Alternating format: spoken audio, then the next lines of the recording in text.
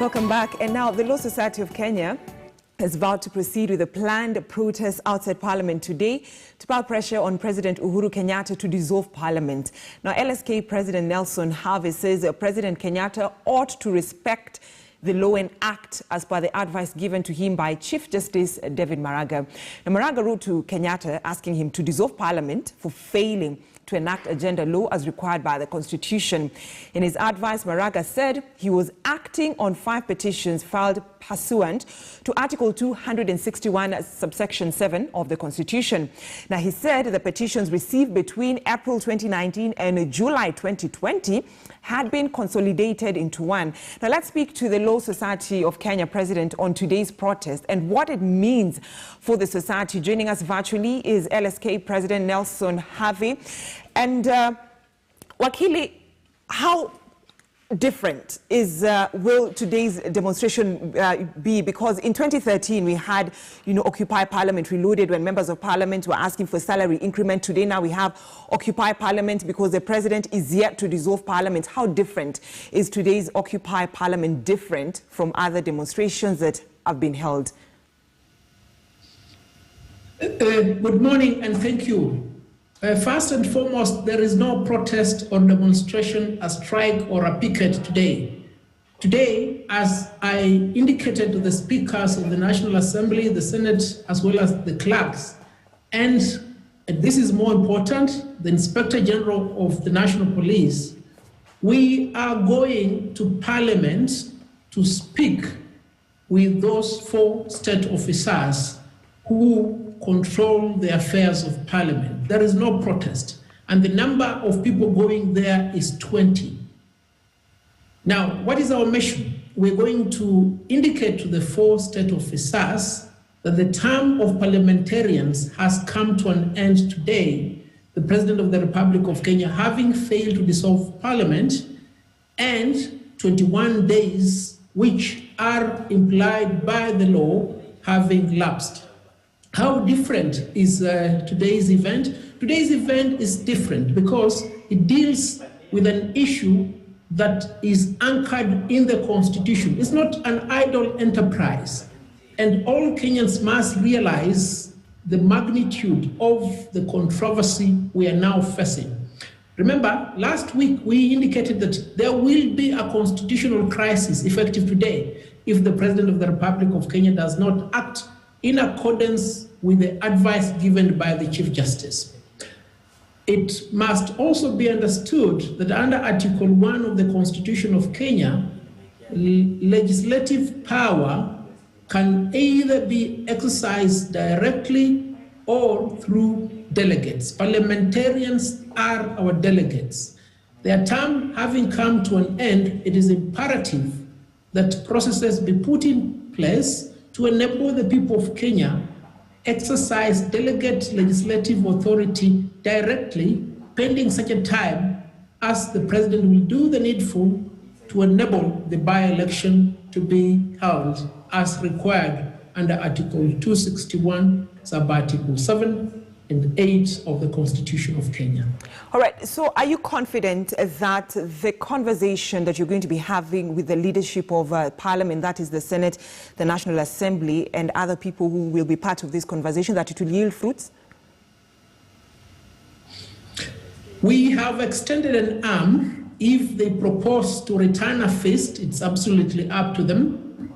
What we know is that all these state officers serve at the mercy and on behalf of the people of Kenya. It is therefore our expectation that they will afford us facilitation, they will not interfere with our entry, the police will not come to disrupt this procession, which is a peaceful and armed procession, and that there will be fruitful discussions which will give momentum on how best to resolve this matter. So let's look at the other side of the coin, Wakili. So at the end of the day, you'll have this meeting, have discussions on the way forward. Parliament should be dissolved. And the members of Parliament were saying that dissolving Parliament is not a solution. So if the president goes ahead and fails to dissolve Parliament, what is the next option for the Law Society of Kenya?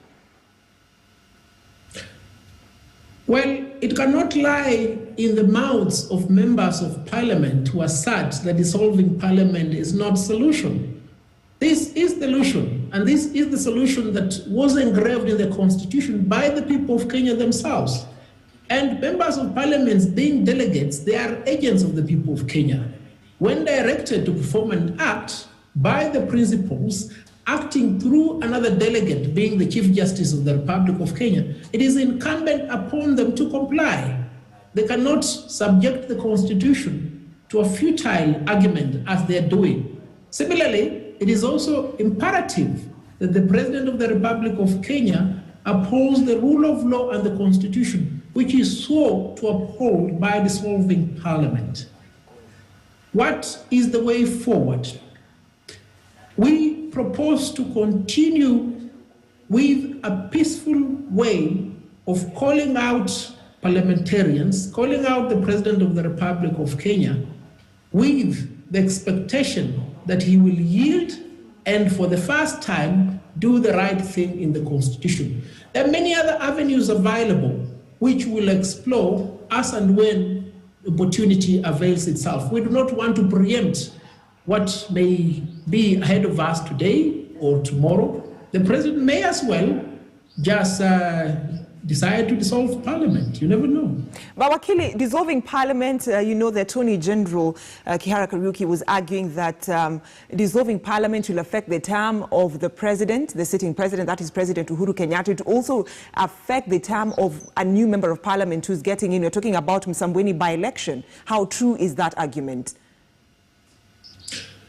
Well, first and foremost, a dichotomy must be set out between the executive at the national level, as well as at the county level on one hand, and parliament. Parliament is just that. It is constituted of the National Assembly and Senate. The dissolution that was advised by the Chief Justice was directed at Parliament. Why? Because the obligation to enact legislation that is intended to effectuate the two-thirds gender rule was on the shoulder of Parliament, not on the shoulder of the President, not on the back of the governor, not on the hands of members of the county assemblies. If you have that in consideration, and that is the correct legal position, I say so because I perceive a calculated attempt by the Attorney General of the Republic of Kenya to continue misadvising the people. I do not know if this is the advice is given the president, because if that is the advice, then it explains why the president, who is otherwise a law-abiding person, will not have acted in terms of the directive by the Chief Justice. So the long and short of this is, the only election that will be held will be the election of members of the National Assembly and the Senate. It's quite unfortunate. Should that election happen immediately after the by-election of Msambweni, then the people of Msambweni will have to elect somebody. But it does not affect the term of the president. It does not affect the term of the executive insofar as it's constituted at the national level and percolated down to the county. In fact, I was about to ask you that, Wakili, because the country seems not ready for a by-election, because if all these members of parliament and members of the Senate Assembly are sent home, packing, you know, they're sent packing based on the ruling that was given by the advice that was given by the Chief Justice. Kenyans are not, we look like we are not really ready for a by-election because of the financial situation that a country is facing right now, and also because of COVID-19.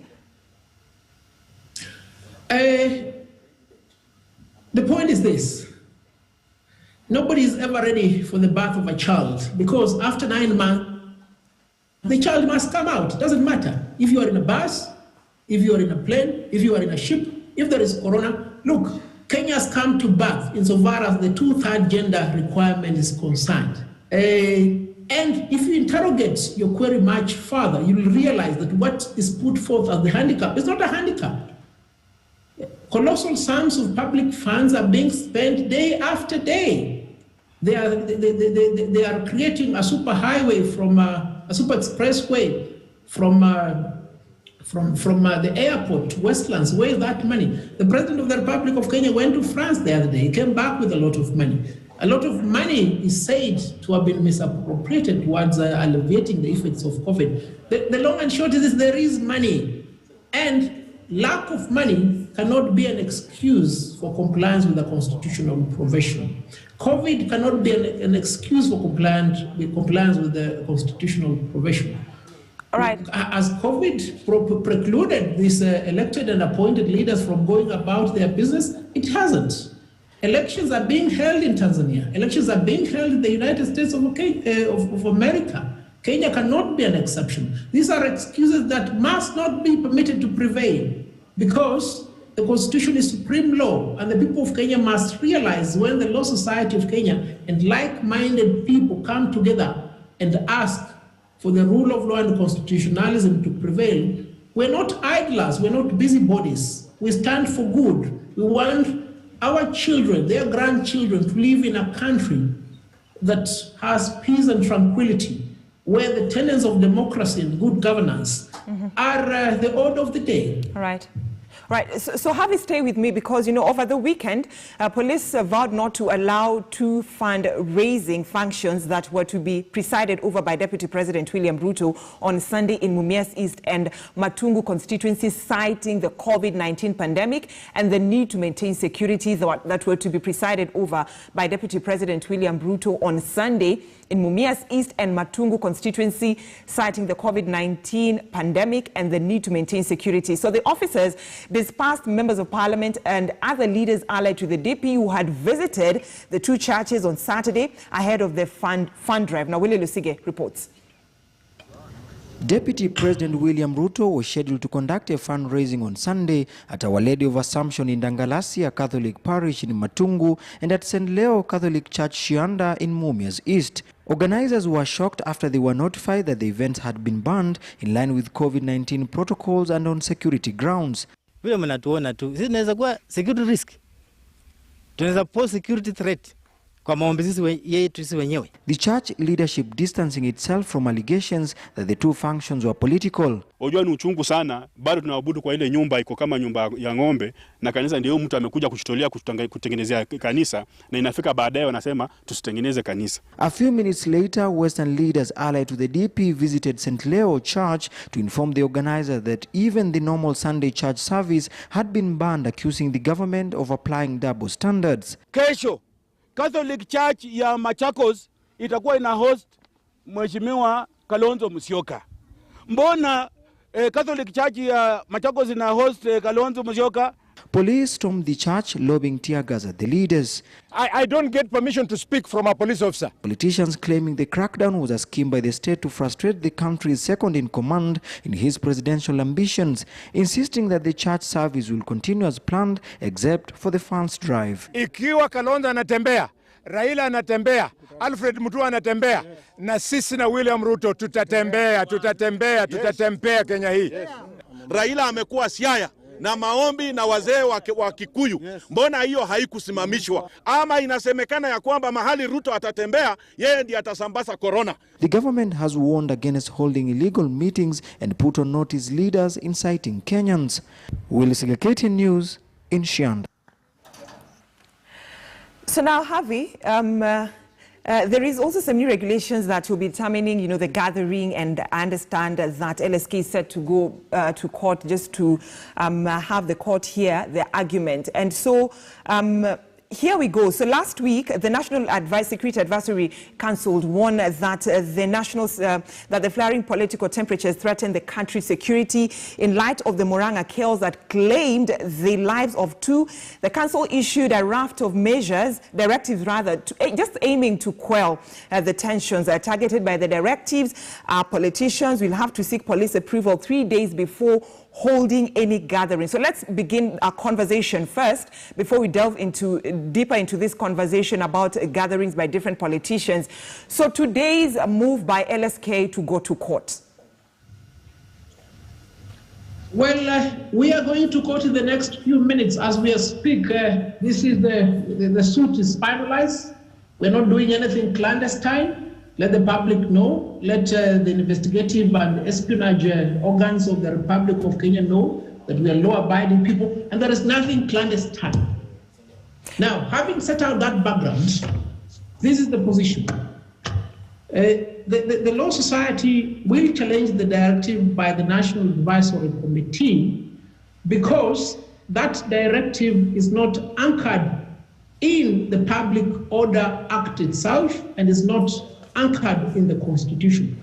Why do I say so? Because way back in 1996, towards the election, the IPPG initiative made concessions that resulted in amendments to Section 5 of the Public Order Act, the effect of which no one was required to have permission before holding a meeting. All that one was required to do was to notify the local police commander of the fact that a meeting will be held in a particular place. And if that meeting was to be held in a public venue, for instance, Kasarani or Uhuru Park, then the officer will secure the place. And if the place is not available, then they will notify. What we see right now is a return to a period much worse than last year. It's a return to a period as far back as 96. But more importantly, it must be understood that Section 2 of the Public Order Act excludes certain meetings from the operation of Section 5. And these meetings are called excluded meetings. And one of the excluded meetings are impromptu meet the people 2 hours by members of parliament and councillors. Now, look at how ridiculous that directive is.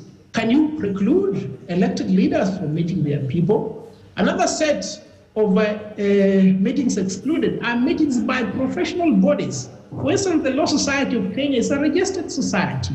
You cannot preclude meetings of the Law Society of Kenya. You cannot preclude a protest or a procession by the Law Society of Kenya.